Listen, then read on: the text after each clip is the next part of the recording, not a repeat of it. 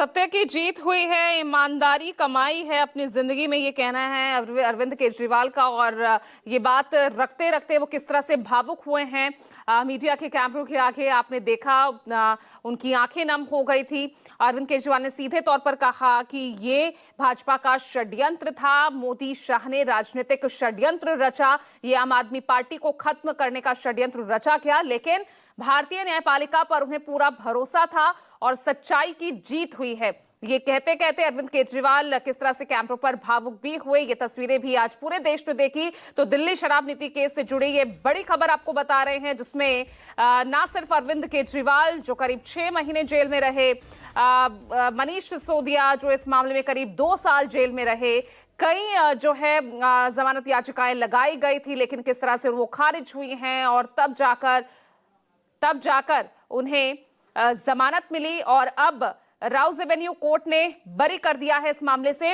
A court who has gone through everything, and after going through everything, every statement, every document, it has held that there is no charge which is made out against Mr. Kejriwal and the other accused person, which includes Mr. Manish Sisodia. Sir काफी court जो है वो court ने court की है कि भी जो प्रोफेशनल स्टेटमेंट था प्रोसिक्यूशन विटनेस का, वही चार्जशीट में नहीं सीबीआई ने लगाया। इन लेखों पे क्या कोर्ट ने कहा है?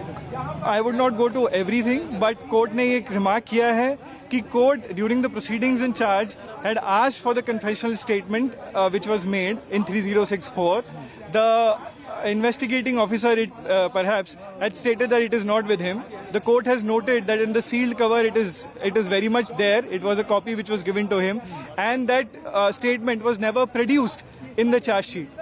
And in fact, there were various statements which are taken even after the confessional statement, which the court had said that you can't do it. Once there is a full disclosure made in the confessional statement, which is not produced in the charge sheet, how can you take other statements? Apart from that, the court has very emphatically stated that the rule of law has to be preserved. The machinery in criminal law is not to implicate somebody illegally, but only to do justice, and court has tilted the balance towards the justice.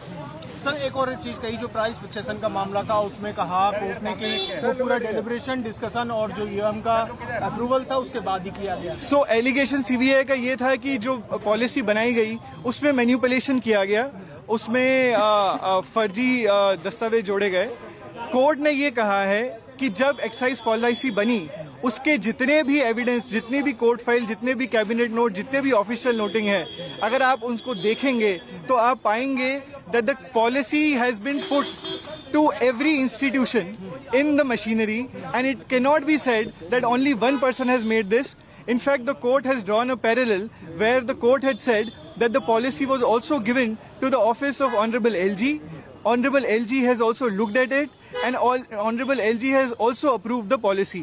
The court has said that if you are making Mr. Manish Sisodia or Mr. Kejriwal as an accused, why was not other person who were involved in the excise policy not made an accused?